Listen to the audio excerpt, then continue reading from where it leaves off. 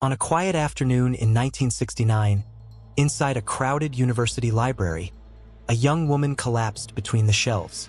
At first, it didn't seem like anything serious. Some students thought she had fainted. Others assumed she was sick. There was no scream, no sound that would warn anyone. Just a single moment, and then silence. By the time anyone realized what had actually happened, the killer was already gone. Blending into the crowd, walking out of the building, and disappearing forever. More than 50 years later, no one has ever been charged with the murder of Betsy Aardsma. And the most terrifying part? Her killer may have been standing just feet away, watching the confusion, and calmly walking out as if nothing had happened. This is the story of the murder that took place in one of the safest places imaginable, a library full of people, and how the truth may have slipped through investigators' fingers forever. Betsy Aardsma was not someone you would expect to be at the center of a mystery. She was 22 years old, kind, intelligent, and deeply religious. Friends described her as gentle and thoughtful, someone who cared about people and rarely got into trouble. She grew up in Holland, Michigan, in a close-knit family. Her parents were active in their church, and Betsy followed the same path. Faith was a big part of her life. In 1969, she was studying at Pennsylvania State University, pursuing a graduate degree in English. She had plans for the future, possibly teaching, maybe even writing. Nothing about her life suggested danger. Nothing about her routine was risky. She was the kind of person people trusted, the kind of person you would feel safe sitting next to in a library. And that's exactly where her life would end. November 28, 1969, the day after Thanksgiving. Penn State's Petit Library was quiet, but not empty. Students were inside studying, reading, or preparing for upcoming exams. Betsy entered the library sometime in the afternoon. She was working on a research assignment. Nothing seemed unusual. She walked through the stacks, rows and rows of tall bookshelves that created narrow, maze-like aisles. Around 4:45 p.m., something happened in one of those aisles. Two students nearby heard a strange sound, like someone bumping into a shelf or a book dropping. They turned to look, and they saw Betsy collapse to the floor. At first, they thought she had fainted. One of them even tried to help her sit up. There was no blood visible. She looked pale and unresponsive. Someone called for help. Library staff and students gathered around. But no one realized the truth. Betsy hadn't fainted. She had been stabbed. It wasn't until she was taken to the campus health center that doctors discovered the real cause. She had a single stab wound to the chest. The blade had pierced her heart. The attack had been so quick, so precise, and so silent that almost no one in the library even noticed it.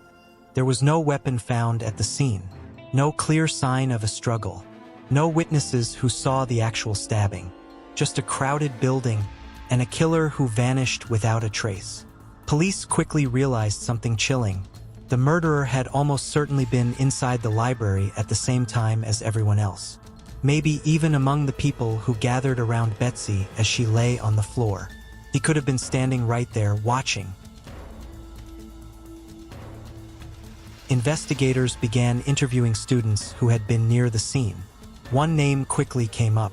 A young man named Richard Hafner had been seen in the same aisle as Betsy shortly before the attack.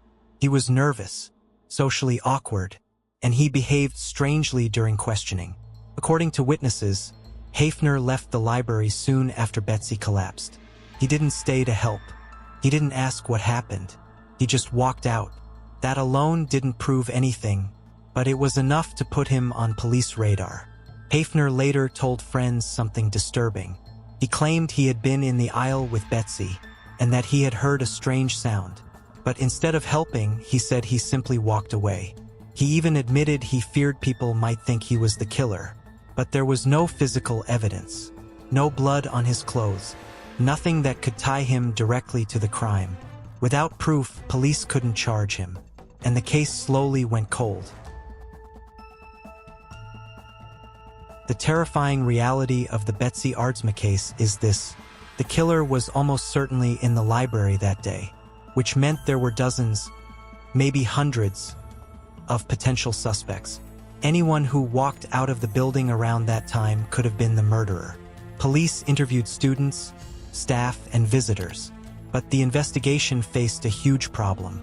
There were no surveillance cameras in 1969, no digital check-in systems, no reliable way to track who came and went. If someone wanted to disappear into the crowd, they easily could. And that's exactly what the killer did. Over time, the list of suspects grew. Some were students, some were outsiders, but none of them could be proven guilty. Years later, a more disturbing theory began to emerge. Some investigators and journalists started to believe that Betsy's murder might not have been random. They suspected it could be linked to secret relationships, jealousy, or even hidden identities. In the late 1960s, being openly gay was still heavily stigmatized. Some researchers later suggested that a closeted student might have developed an unhealthy obsession with Betsy. One name that surfaced decades later was Ray Gricker, a fellow Penn State student at the time. Years after Betsy's death, Gricker would go on to become a district attorney. But in 2005, he himself disappeared under mysterious circumstances. His car was found abandoned. His laptop was discovered in a river. He was never seen again. Some people began to wonder, was there a connection between the two cases? Was it just coincidence, or something darker? There has never been solid evidence linking Gricker to Betsy's murder. But the theory added another layer of mystery to an already confusing case. Looking back, investigators believe several critical mistakes may have cost them the chance to solve the case. For one, the crime scene was never properly secured. Because people thought Betsy had fainted, dozens of students and staff walked through the area before police realized it was a murder. Any fingerprints, footprints, or evidence may have been destroyed. Witness statements were also inconsistent. Memories faded, details changed, and by the time the investigation gained momentum, the killer had already vanished into the past. Decades later, modern forensic testing was attempted, but there simply wasn't enough preserved evidence to make a breakthrough. More than 50 years later, the murder of Betsy Aardsma remains unsolved. There have been suspects, there have been theories, but no arrests, no trial. Her family spent decades waiting for answers, but those answers never came. The killer, whoever he was, lived out his life free, walking the same streets as everyone else. Maybe he started a family, maybe he built a career, or maybe he carried the secret with him every single day.